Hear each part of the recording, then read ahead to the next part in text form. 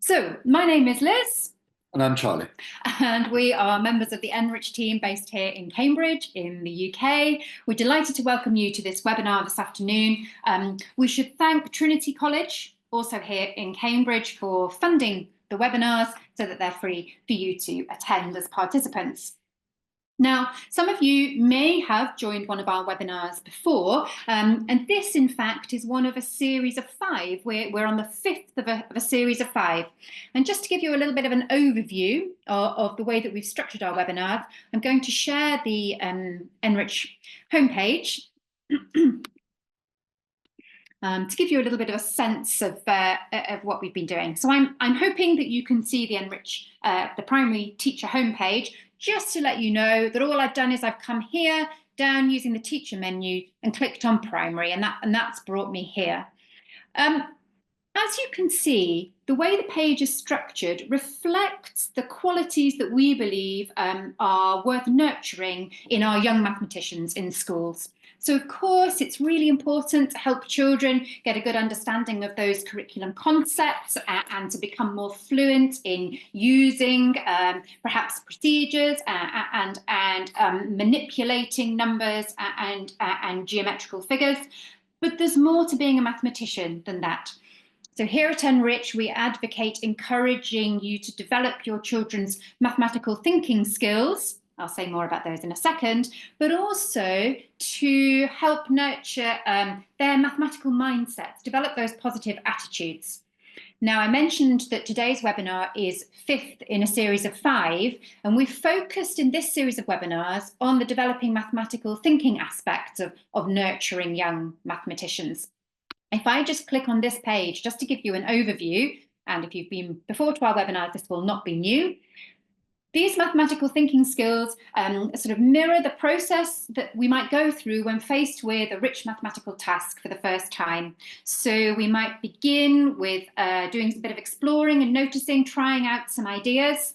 Once we begin to notice perhaps a few patterns, what we want to begin to do then is to work a little bit more systematically to develop a clearer picture of what's going on. And that may well lead to some conjecturing and generalizing.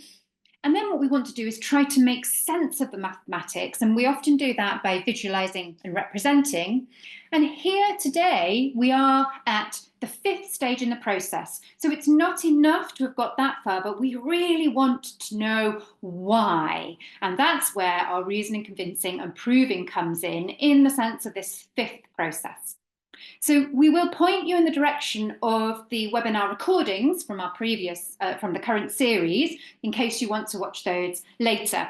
But here we are now at reasoning, convincing, and proving. Now, this webinar, in fact, is going to be very slightly different to the previous ones, because although that 5th stage involves that culmination with the reasoning and proof, actually, reasoning, I think, Charlie, it's all pervasive, isn't it? If you're working on rich mathematical tasks, then there are many moments to encourage children to reason mathematically. And what we'd like to do for at least the first half of this webinar is to offer you a dip in to a whole range of NRICH activities that we hope you will be able to use to maximize those opportunities for reasoning with your primary children.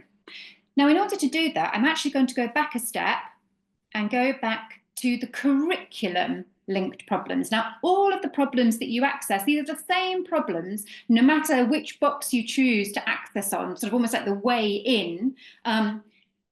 But we're going to click on the curriculum linked problems. So what we're going to do is we're going to choose some tasks which we think will fit really nicely with what you are teaching in school, and just demonstrate those ways to draw in the reasoning. Now, I'm hoping that you are very familiar with our primary curriculum mapping document. This is what it looks like. We've taken all the objectives from the primary curriculum here in England, but of course it's applicable across the world. And where possible, we've linked in NRICH tasks. So Charlie, let's do some maths. Yes. And this is a selection of NRICH tasks. Right. And they've been selected because they offer opportunities for working mathematically as well as being very closely linked to the curriculum. That's right. Yeah. Well, yeah, thank you for clarifying. Absolutely. So we've chosen a selection of these to share with you now, and we're going to try and offer you a range across the primary age range. But of course, you will see there are hundreds of problems here. So we're offering you a taster of what is on offer. Charlie, we're going to start with some number and place value, this first tab. And what I'm going to share with you, is a game to start with. And it's this one here. It's called First Connect 3. And I click on here, and we've got a lovely interactivity here that's been developed by our colleague, Oscar. Moving a few things away from my screen so I can see properly. So, Charlie, in this game, we've got 2 spinners, or, we could use dice. They're each numbered from 1 to 6. We're going to take it in turns. It's set up for if we together, perhaps as a team, which is often a good way of doing it, we're going to play against the computer. Okay. When it's our turn, we're going to spin the spinners, and then we are allowed to add or subtract the 2 numbers we're given from each other in any way we choose. And what we're trying to do is once we get a result for that calculation, we can place a counter on the result of that calculation, on that answer on the grid. And what we're aiming for is we're aiming to get 3 of our coloured counters in a line of 3. Now the line could be, 3 coloured counters in a line of 3. Yes, I think I said that correctly. Our line could be horizontal, vertical, or diagonal. But the computer's trying to get 3 of its coloured counters first in a line of 3. Should we give it a go? Okay, spin away. Right, first spin. We're being given the numbers 1 and 5. So, Charlie, what do you think? We've got some different options here. So what you're saying is we could add them and have 1 plus 5. We could. So we could choose to add 1 plus 5. And place our counter on the number 6. We could indeed. It would make no difference if it was 5 plus 1. But if it was a subtraction, so there 1 take away 5 would take us to -4. It would indeed. So 6 or negative. So we got 6 or a -4. But we could put the 5 in the first cell. We could. And the 1, and then if we subtracted it, we get 4. Right. Yeah. So we've got these 3 possibilities here. And we need to work out which is a better. So I suppose if I was thinking strategically and wanted to beat the computer, I might want to put my counter on the cell that is included in as many winning lines as possible. To maximise my chances. So if I placed it on the 4, so if I did 5 to it could be on a vertical line. -1, 4, 9, or it could be on a horizontal line, 4, 5, 6, or it could be on a diagonal line going 4, 0, -4. So there are 3 possible winning lines which include the number 4. Good, yeah, okay. But I'm sort of assuming there'll be more winning lines which include the number 6. Oh, that's interesting. Shall we let our participants have a think about that? So, how many winning lines do you think are possible if we place a counter on a 6? So how many lines include the number 6 on our grid? Lines of 3. If you could post in the chat, please. At this stage, don't give us any more information, just how many lines?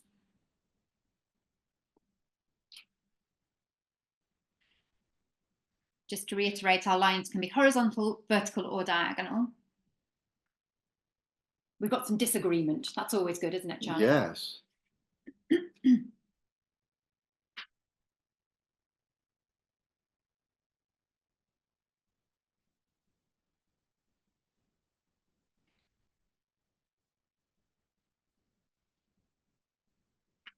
Thank you to those of you contributing.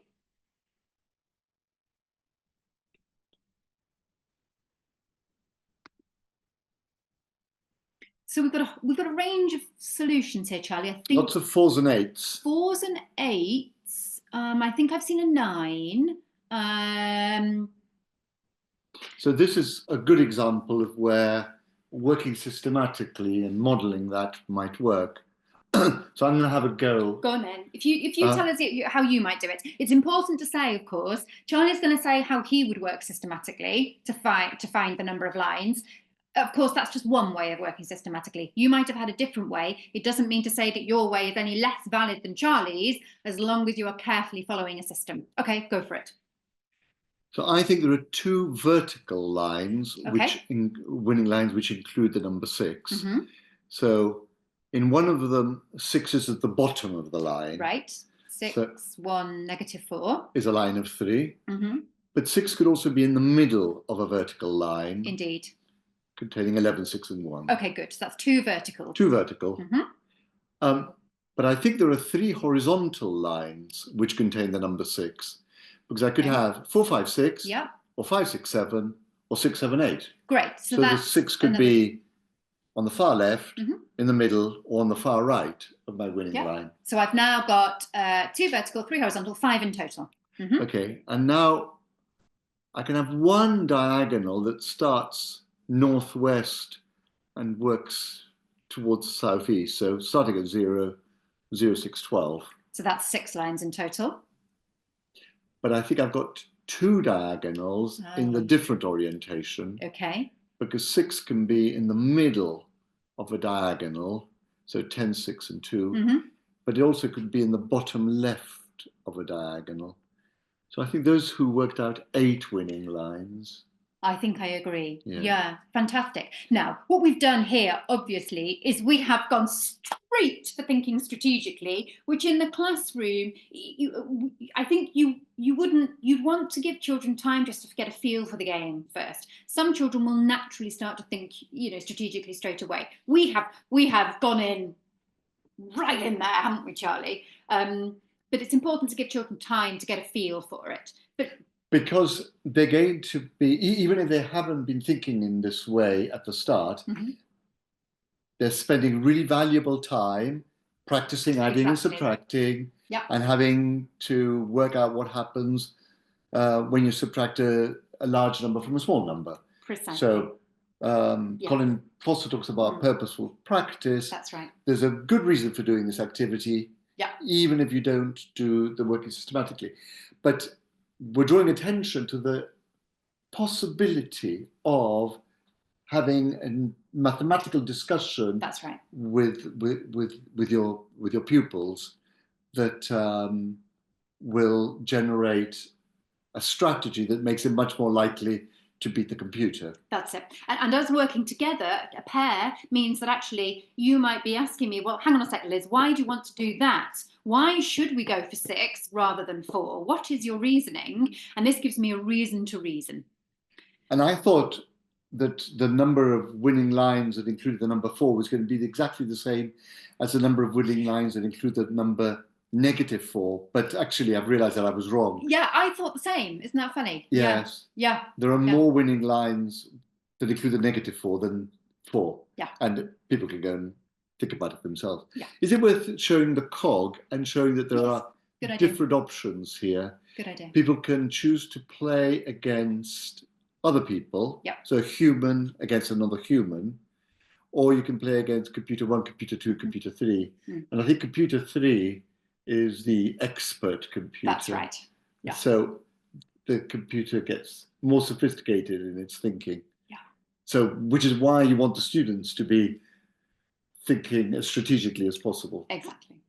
So there we go. So there's a nice game that you can use. You've got the opportunities to do all that reasoning at the same time of offering students practice addition, taking away, adding and taking away with negative numbers as well, and working systematically. I'd like to take you back to the mapping document, Charlie. I keep getting my menus all in the wrong place. I'm going to have to move the chat out of the way so I can see what I'm doing. Yeah, good idea. Here we go. So if we go back to the mapping document, let's go now to some addition and subtraction. So you found that problem. So that one was in number and place value over here in year 6. We popped it in the year suggested for year 6, that one. And for those people who teach abroad, year 6 is sort of 10-year-olds. Yeah.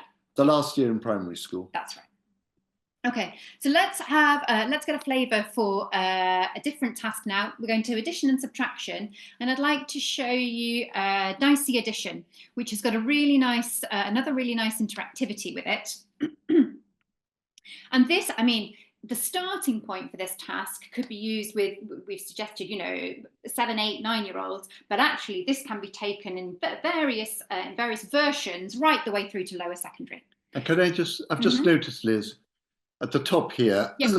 It tells you where in the mapping document you can find this problem. Yes. It says primary, addition, and subtraction. Right. But here it tells you that because the green, the purple, and the yellow are highlighted, is that this problem offers students an opportunity to do some exploring, to do some conjecturing and generalizing. But for the purposes of today's meeting, importantly, there are opportunities of reasoning, convincing, and proving. Yes, exactly. And here's another example where, again, students working in pairs might offer students many more opportunities to come up with convincing argument and justifications. And it's not just children talking to teachers, it's children talking to children that can be just as productive. Absolutely.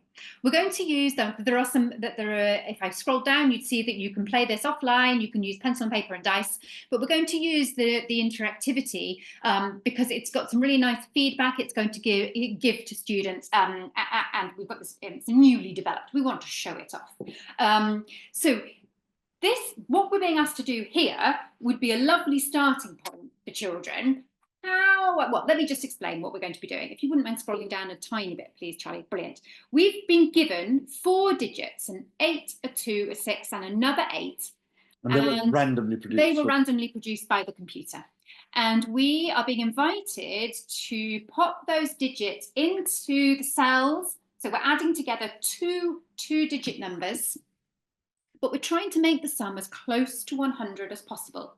Now, this isn't so much of a challenge for us, maybe, but perhaps we should spend 30 seconds in the chat. Would you like to suggest how you would place those digits to get a total as close to 100 as possible?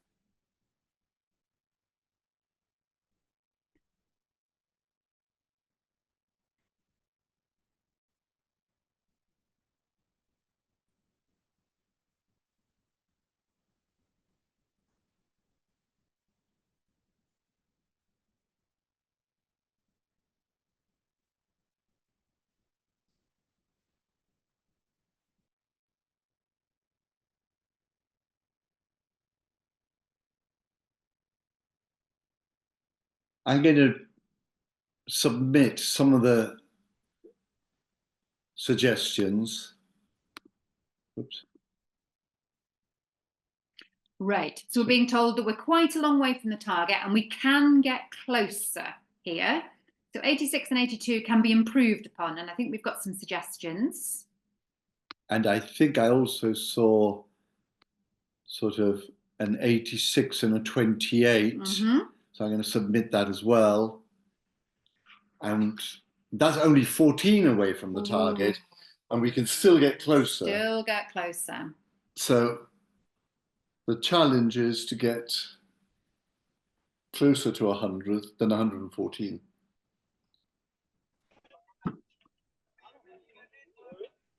It's rather lovely, actually. These digits we happen to have got have been quite nice, actually. Any suggestions? Let's see.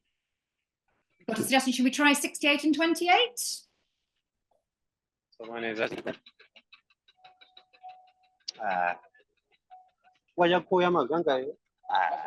Hey. Yeah, I just audio. Okay, let's try this. Hooray! 4 away. We've made it. So this is a really nice starting point. And look at all. Just think about all the addition you were doing. Maybe you were doing some subtraction as well. The reasoning you were doing. Charlie, how did you start there? Well, and it was all a mental. A lot of mental arithmetic. What did you think about to start with? I thought about 80 and 20. I did too. Which got me to 100, and then I was going to be 14 away. Yeah. And then I thought about 60 and 20 were the only options if I was going to get under 100, and I compared those two. Yeah. But maybe we should show everybody that in the cog you can do. I think we should. So this is a lovely starting point, as I say. Perhaps for us, this might be a nice. Well, you can see there are 5 different versions. So what we did was add 1, which is a 2-digit number and a 2-digit number. Let's have a little look at add 2. We'll stick with 0 to 9. We could lay it out horizontally, should we wish, but for the moment we'll stick. Okay, so this has taken the challenge up a notch. So here you're given 9 digits. This time we're going to try and get as close to 1,000 as possible. I'm going to give you a little bit of time to have a think. Should we ask people to suggest their total, the total they have got? Yes, please don't say how you get your total, because that gives the game away. Yeah. So if you can get to 1,004 or 997, for example, just say that that's the total you've got. Or somebody might get exactly 1,000, but don't tell us how, so that we can all keep thinking. And Liz and I will try as well. Will try as well.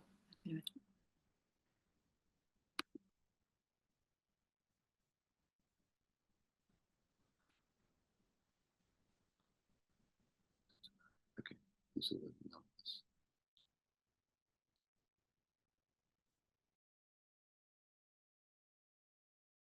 Thank you very much to everybody who's contributing on the chat. We've got a whole range of answers coming in.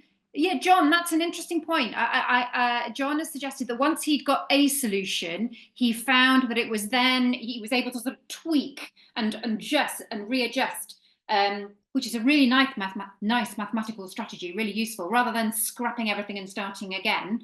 I think Kuoko talks about that, isn't it? Tinkering. I like that.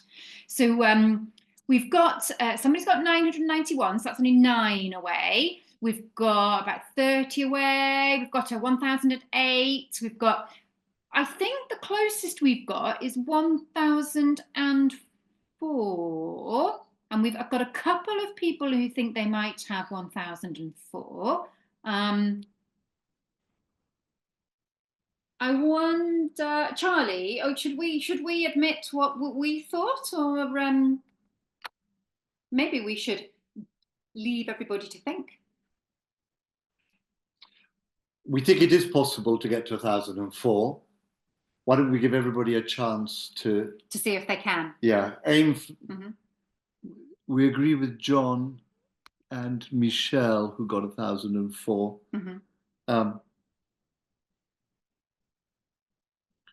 I'm trying to figure out whether we can get any closer.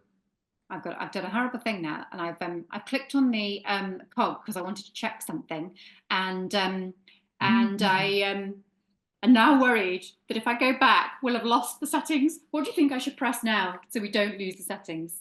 Cog. Oh, you start, Charlie. Actually, can I just do?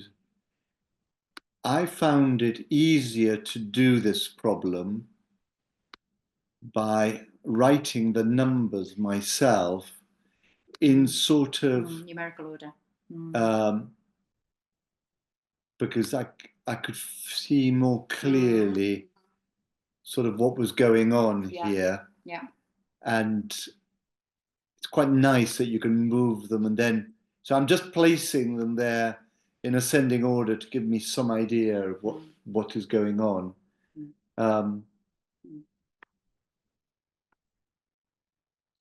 I'm wondering, Charlie, whether we should just show people how they could use the interactivity to recreate this setup so they could check their solution. Right, so it wouldn't have mattered if you had lost. It wouldn't have mattered, actually. Or shall we have a go at inputting the numbers to check? Okay. So I noticed there were lots of quite big numbers. Yeah. Because, well, I mean, if you had 9 threes, 333 plus 333 plus 333, you'd be at 999. Yes. and most of our numbers were bigger than 3. So, so do you want me to play around? Yeah, yeah, why don't you? So I thought I wanted the hundreds column to come to 800 rather than 900. Right, to give you a bit more room. So that I had a bit, more room to maneuver. Yeah. So I started by doing that. Okay. And thinking, how can I now try to limit this to 200? And straight away there was a 100 here that I could. That was relatively easy to spot. Yes. And then you suggested, I think, doing that. Yeah, so to take us almost up to 200. So we had 890. Yeah. No, sorry, 990. Yeah, 990. Do you mean 190? I mean, no, 990. Oh, I'm sorry, in total. Yes, I thought you meant only from the tens. Yeah, sorry. Yeah. And then we had another 14. So that was quite nice. Yeah. And then trying to see whether we could move anything around. Yeah, to fine tune, as John was saying. But I mean, in a way, I want, again, we don't expect children to have these kind of conversations right at the beginning. Absolutely. But for example, the idea of starting on the left-hand side, at secondary level, children get taught about significant figures. Yes, yes. And the reason is that the numbers in the hundreds column are much more significant than the numbers in the units column. And so the order in which I ended up doing this, not consciously thinking about significant figures, but really appreciating that I needed to get my hundreds column right. I needed either 800s or 900s. Yeah. I couldn't leave the last 3 cells to the end. That's right. Because my numbers might end up adding to 14 or to 4, and it'd be hopeless. So the most significant cells to fill are the ones on the left. Yeah. Then I did the tens. Yeah. And then I saw what was left over, which were the least significant figures. Yeah. So again, students talking about it in this kind of way will introduce them to significant figures in a very informal way. Right, even if they don't know the vocabulary. They don't need to use the vocabulary. The ideas. Yep. Yeah, absolutely. Thank you. Thank you all. I am desperate to click on submit. May I do that? Yay! We got as close as we could get. That's just the child in me.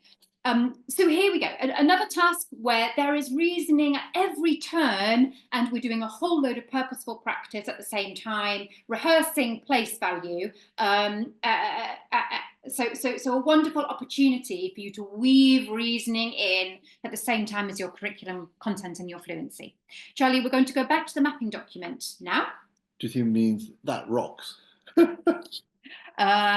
And I'd like to share now, this is a problem. Oh, hang on, I'm going to go back. Somebody was asking on the chat where we got the curriculum map. So let me just rehearse that again for you. We went to the primary teacher landing page. We went to this left-hand box, curriculum linked problems, and it's the link here in slightly darker font, primary curriculum map. That's so just to reiterate. We're now going to have a little go at a problem which is all about factors and multiples. So I'm clicking on the multiplication, division and ratio tab. And here it is. It's called shape times shape. We're going to give you very little time on this. We're not going to get all the way through it. That you can save for later when you're having a cup of tea. We have here an image of we have some calculations here. They use 11 shapes. The shapes stand for 11 of the numbers from 0 to 12 inclusive. So inclusive. We're not using all those numbers, only 11 of them. And our challenge is to work out what each of the shapes stands for. Now, we're just going to have a quick go in the sense of what we'd like you to do is have a look at these calculations. Where would you start here? So just reflect. Can you let us know which calculation or set of calculations would straight away get you a way in to this problem? And I think it's important to emphasize we could use some trial and improvement here, but and many children will to start with. But for the purposes of just here and now, where could we start without the need for trial and improvement? And you may want to describe this in terms of on which row and on which column. Yeah, so I'm thinking that there are 6 rows and there are 2 columns. Yeah.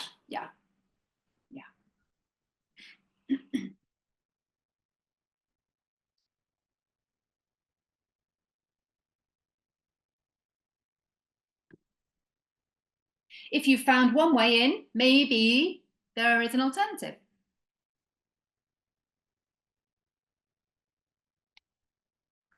Or alternatives.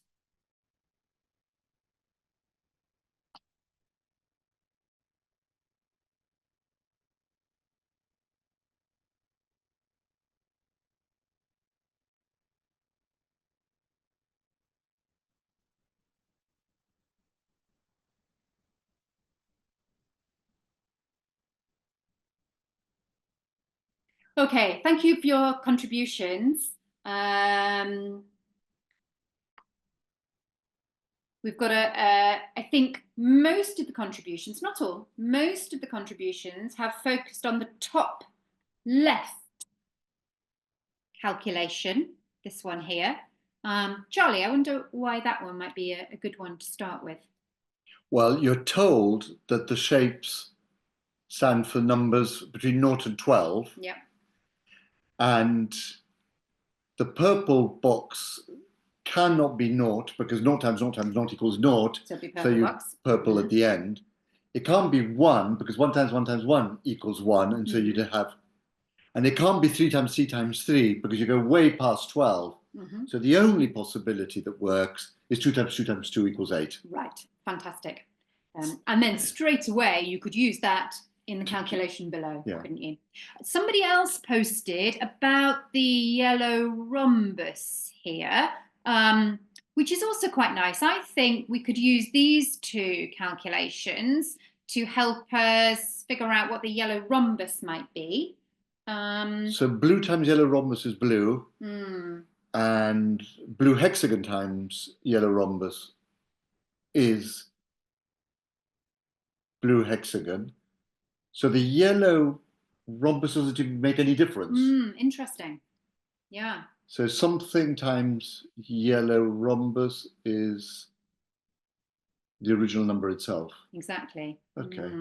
So I think we could figure out yellow rhombus from that. Similarly, somebody else, Fiona, has drawn attention to the red triangle. So here, square times red triangle is triangle, and semicircle times red triangle is triangle. So whatever is multiplied by the red triangle, we're getting red triangle.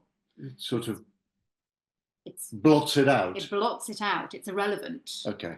So I think, I don't think we need to go any further on that task. Okay. Thank you to those of you who are inputting your ideas. Again, the opportunities for reasoning, a pair of children were looking at this and inviting ways in, just as we have done. These are, reasoning is intrinsic to this task. We used to work with a colleague who used to talk about how important it is to give students activities where they need to make some choices. Yes. There are decisions to be made here about where to start and how to use all the information and which information to use at the beginning and then later on and so on. And this seems like a really nice example of, okay, well, children might know their multiplication facts, but they've got to choose how they've got to select how to make use of that information. Right. Yeah, brilliant. Yes, nicely said. And hopefully it's a lot more engaging than just rehearsing and doing the times table. Exactly. Okay. Exactly. Okay, so we're now going to go back to the mapping document again, and this time we're going to look at a more geometrical problem. So I'm going to scroll up to the top, and we're going to go to. I'm going to have to move some things off my screen so I can see the right tab. Bear with me. There we go. Geometry. And we'll just scroll down a little bit here. And we're going to go down to a problem called polyplug rectangles here. Here we go.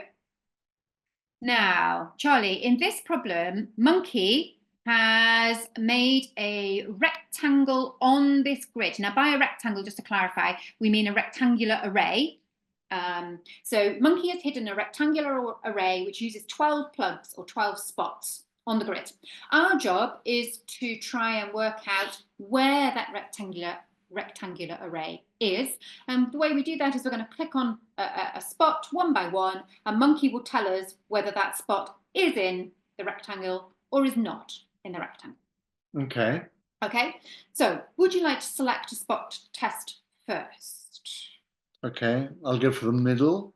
Okay. Okay, so that's what you're saying is that the rectangle that we're looking for is contains that red, that circle, that center circle. That's exactly right. That's exactly right. So I'll okay, so that's okay, also that one too.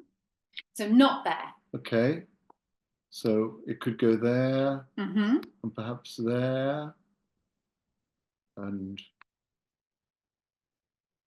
what do I need? 12 plugs altogether. 12 plugs altogether. Is that one going to give you some more information, Charlie? This last one? The last one you just did, yeah. I'm teasing. No, perhaps not, because I suppose if it's 12 plugs, it's either got to... Okay, so I think now it must be a base of 3 and a height of 4. Right. And either it's got... I need to find out whether it goes to the top or whether it's at the bottom. Really nice reasoning. Okay. So the only... So all I want to do is click one of those. Yep. Or one of these, and then I'll know exactly. You'll know exactly where it is. Nice. Okay, which one are you going to choose? Okay. Okay, so I now know. So you think you know where the rectangle is now. So if we just have a little look. So Monkey's saying, when we think we know, we can click ready. Are we really certain? Are you really certain, Charlie? Yes, I think it's a base of 3, a height of 4, and the top left-hand corner is in the top left-hand corner of that grid. Okay. So Monkey is now inviting us to recreate the rectangle on the right-hand grid. Yeah. Are you happy that that's what you're thinking? That is what I'm thinking. Okay. Fantastic. Monkey has told us we're absolutely correct. And it took me 7 goes, presumably. Oh, you're counting. Nice. Well, yes. you can tell. I can count. Yeah, fair enough. Yeah. And Monkey is Monkey's giving us a little tantalizing kind of prompt, if you like. He's saying a polyplug expert will take as few guesses as possible before drawing the rectangle. So now, I didn't set that up in the first place. No. So, you know, and again, this is an example of a task which you'd want to give children experience of having a go at without worrying about the number of guesses first. Yes. Shall we have another go and just see if I can do better than 7? Yeah, see if you can do better than 7. Maybe you could invite help from our participants. Maybe they'd be able to give you a hand. So, okay, here we go. So we're sticking with 12 plugs. So I'm thinking of the game where you say, I'm thinking of a number between 1 and 100. Oh, yes. And you give people as few goes. They've got to go. And a strategy is to narrow it down by trying to halve the number of options. Yes. So I'm just going to think about, if it's got a base of 3 and a height of 4, there are 3 possible rectangles along the top, which have got an edge along the top. So we could have one like this. Yes. We could have this one next to it, or we could have one in the top right corner.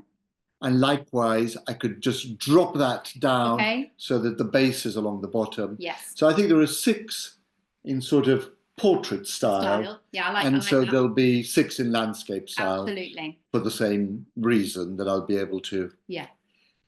So there are 12 possible rectangles altogether. But what's also interesting, all of them contain the center circle. Interesting. And I happen to remember you chose the center circle. That's where I started. Yeah, which is interesting because I think that's so intuitive, isn't it? You think, oh, well, the center is going to give me a lot of information. Actually, in this case, it's giving you no information whatsoever. Yes. So that was a complete waste of time. Complete wasted guess. But I'm just thinking that if I was to choose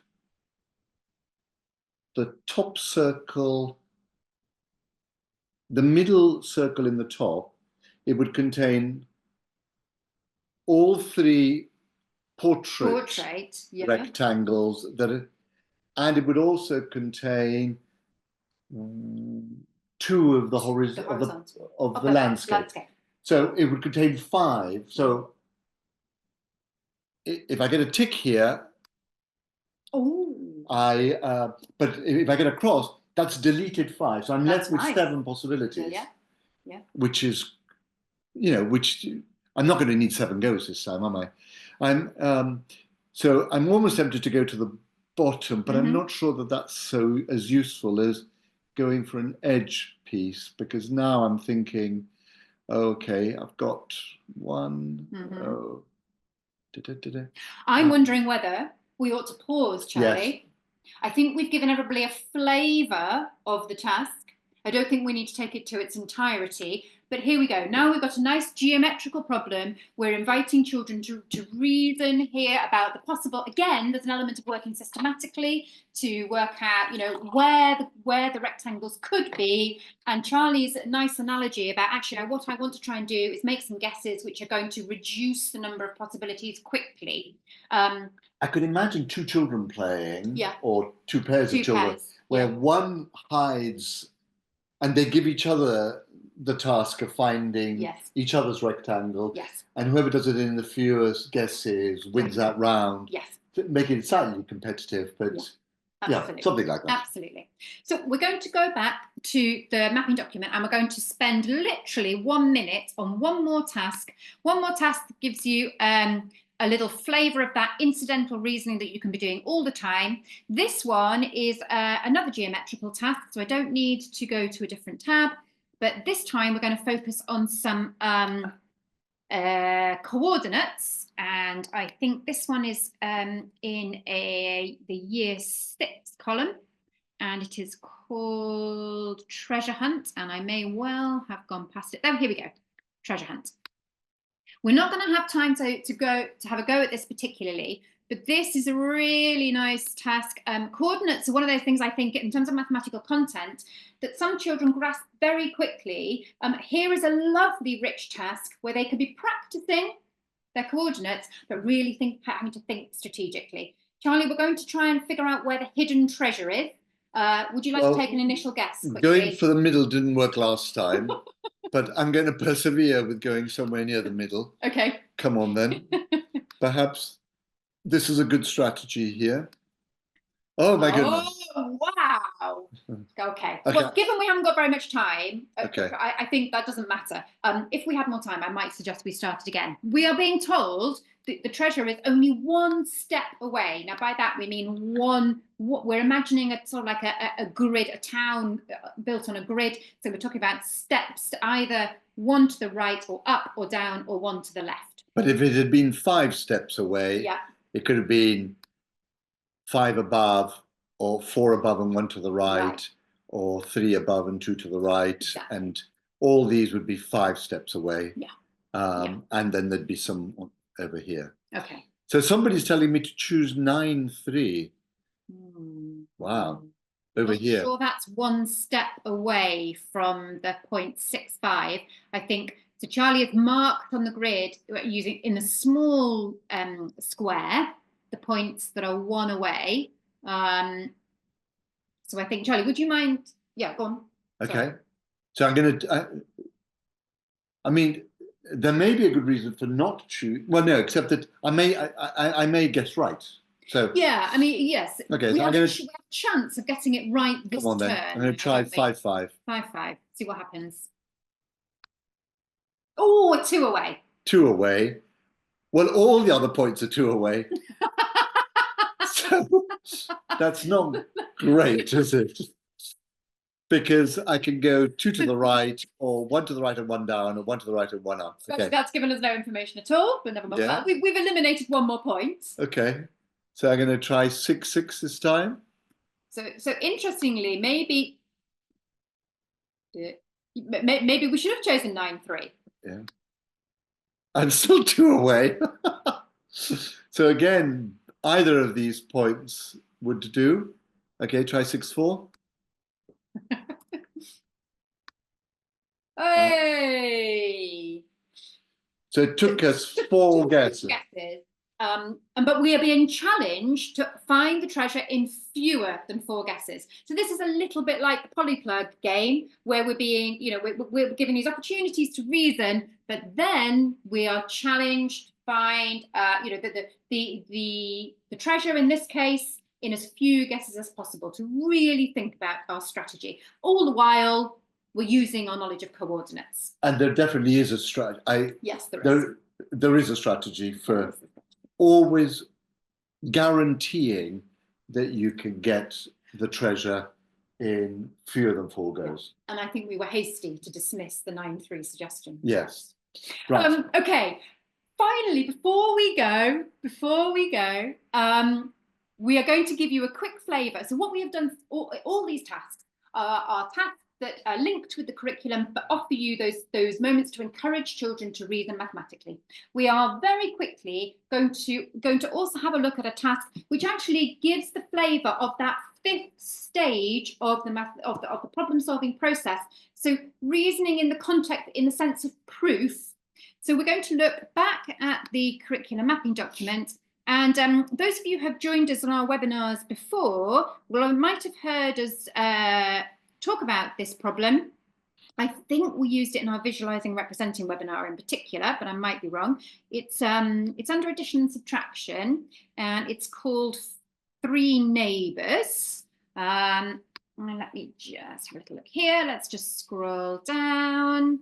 The context of this problem is that we are adding together 3 consecutive numbers. So you can imagine, I'm going to just give you a flavour of what might have gone on in the classroom. You're inviting children to add together 3 consecutive numbers, and they're noting down the result. You may gather lots of results from children on the board so that you're pooling all your solutions. And it won't take too long before perhaps children notice that the results are all multiples of 3. And then this leads to conjectures, is this always going to happen? Are 3 consecutive numbers always going to give us a multiple of 3 when we add them? And then that leads us perhaps into some representations that will help us unpick the mathematics here. What is going on? And in this particular problem, what we've done is we've offered some of those, some possible representations for then students themselves to take and use to build up a convincing argument, a proof as to why the sum of 3 consecutive numbers is always a multiple of 3. Because although it's very nice to notice this as a pattern, actually mathematicians want to know why. And that's the crux, the culmination of this process. So let's have a little think. We're just going to look at these very briefly now. So here we've got an image, and we're being asked, how does this picture help convince us that 3 consecutive numbers always add up to a multiple of 3? So we can offer this to students, we can invite them to talk to each other, and then we can share some thinking amongst the whole class. And at this point, you as the teacher can stand back and let the students build on each other's ideas. So Charlie, in this particular image, I think we can see that these 3 consecutive numbers, the way they've been drawn, they will always differ by 1. At the top here, we've kind of drawn some vertical columns. It's like a staircase. Like a staircase, good analogy. And so the top one, the top block from our highest number can be taken off, removed, and instead added to the lowest number. And then the resulting image shows that we end up with 3 numbers that are exactly the same. And we know that 3 lots of a number is a multiple of 3. That's the definition of a multiple of 3. So we can use this image to argue that this is always going to happen. And you can see that we've drawn dotted lines at the bottom here to indicate that actually these numbers can be any numbers, any consecutive numbers. It doesn't matter how long or how tall, if you like, these columns are. One of the things I like about what you just said, Liz, Yeah. is that you might offer this image to students and ask them to make sense of it. We can't remember where we heard it, but we remember hearing somebody talk about only do for students what they can't do for themselves. Yes. And here's an example where you're giving them a way of thinking about how consecutive numbers work, Yeah.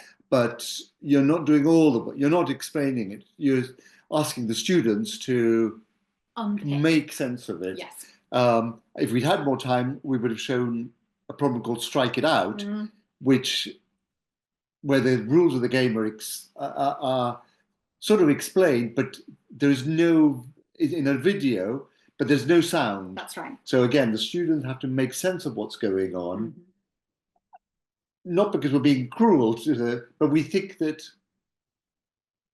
the image or the video is sufficient for them to be able to make sense of it. That's right. And they can go from that, they can make sense of it with the knowledge they already have. We as the teacher do not need to assume anything.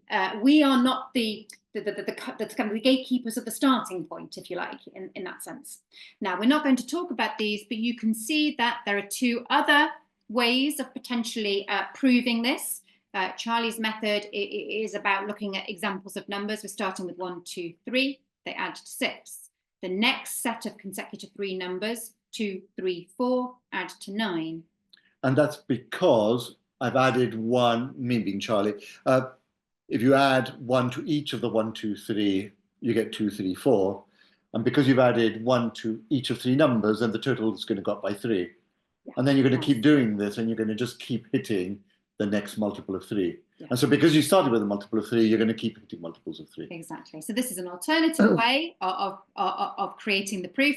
And finally, some of your children, once they get, up to the very top end of primary and into secondary, they may become, more familiar with algebra, and we could express this algebraically as well. But that's not, not necessary in order to fully explain what's going on here.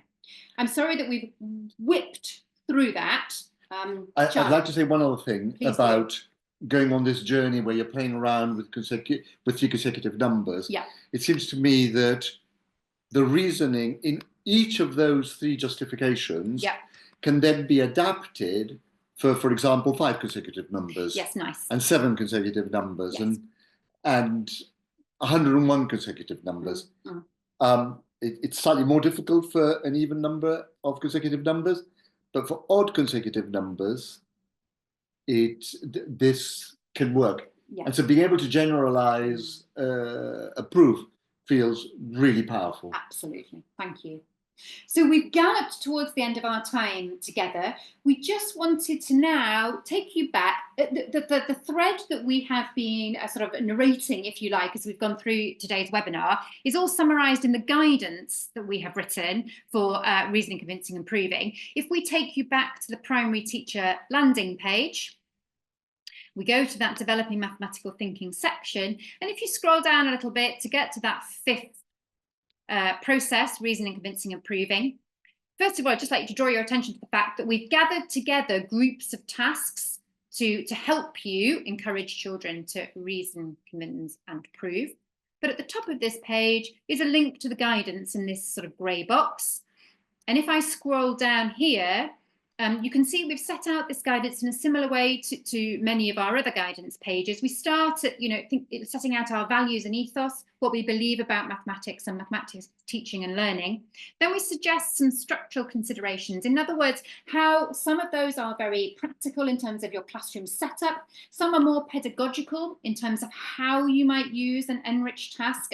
For example, at the beginning of a lesson, kicking off the lesson. And in the context of reasoning, we're talking here about giving students time to think. We're also suggesting that having a fully formed reasoned argument right from the word go is not only very unlikely, but also we want to give students the space to develop those. So tentative suggestions are really welcomed. And then we wanted to give you a little bit of sort of support in choosing some tasks that really do help students on this reasoning pathway, if you like. And so you'll find here some of the tasks that we've done with you. and we've split them up into a few categories. These tasks are like some of the ones we did from the mapping document in most of the session, those moments to reason all the time. And then right at the bottom here, we've got some tasks which will reflect that 5th stage of the journey. So a little bit like 3 Neighbours, which we've just done. So do have a little look at that. I think we've had a request to show where we can find the rest of the guidance. Yes, absolutely. So if we go back to the Primary Teacher homepage, we can go to any of these pages. So let's imagine we wanted to find out more about exploring and noticing. At the top of the exploring and noticing page is a link to the guidance. And at the top of the guidance page are the webinar recordings. So we will be putting in the recordings from today and the secondary webinar we did yesterday at the top of the reasoning, convincing and proving guidance, which I just shared with you. In a similar way, the secondary teachers page links to the, yeah. Thank you, Charlie. So currently on the reasoning, convincing and proving page, we've got the guidance, a link to the guidance. That's right.